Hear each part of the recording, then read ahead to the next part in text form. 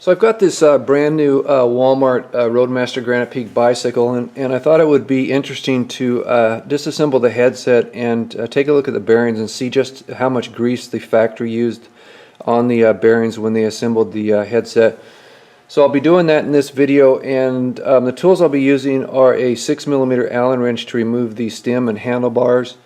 Then I'm going to use either a 30mm socket or a closed-in, opened-in wrench to remove this lock nut. If you don't have, if you want to do this yourself and you don't have those tools, you can use an adjustable wrench. Normally I wouldn't recommend an adjustable wrench because these loose jaws make it easier to damage a nut or bolt. But the cost for a 30mm socket and wrench is so expensive that it makes more sense just to use an adjustable wrench. And then I'm going to be using probably a pair of channel locks to remove this adjustable race. And I forgot to mention that I will be using a 10mm wrench to remove the brake cable. So step one is to remove the brake cable, and first thing I'm going to grease the cable noodle, and then I will completely remove the cable from the caliper.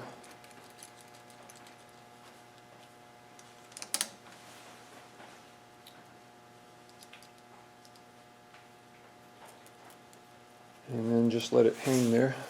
So the next step is I'm going to remove the stem along with the handlebars, and we need to loosen up this stem binder bolt with a 6mm Allen wrench. And then we can lift that off the bike, and I'm going to try and zip tie it to the frame here just to get it out of the way. Put a rag down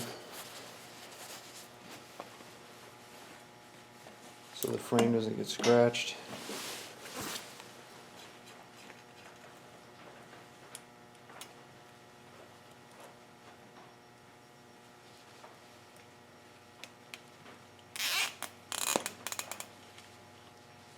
And that will hold it there. Now I'm going to hold the front tire with my knee or legs, and then I'm going to take a 30mm socket and remove this lock nut.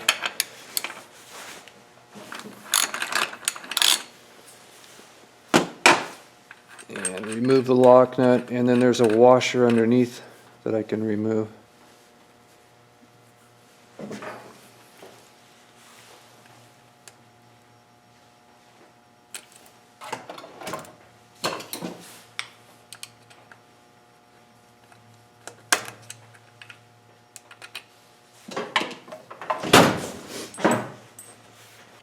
Now I need to remove this adjustable race by unscrewing it, and I can do it by hand without the channel locks. But if you had to, you know your bike is older and sometimes it gets weather and things get tight, you can use a pair of channel locks to grab onto it and loosen it or tighten it.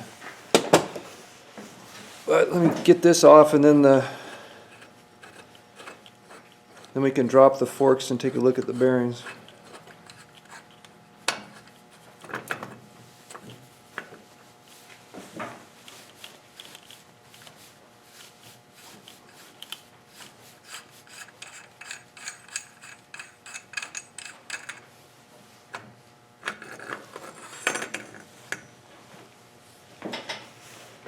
I had to take the camera off the tripod so you could get a better look at these bearings, but you can see that there's not much grease on them.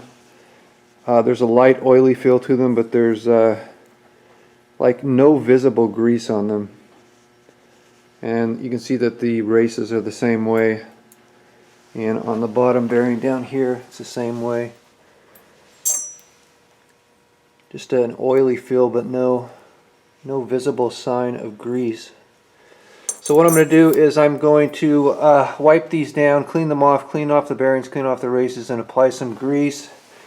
But this is a lesson of how they cut costs on these inexpensive bicycles. It's always in areas that you don't see, and if you're not aware of it, it can end up costing you in the long run. But anyway, hope you enjoyed the video, and thanks for watching.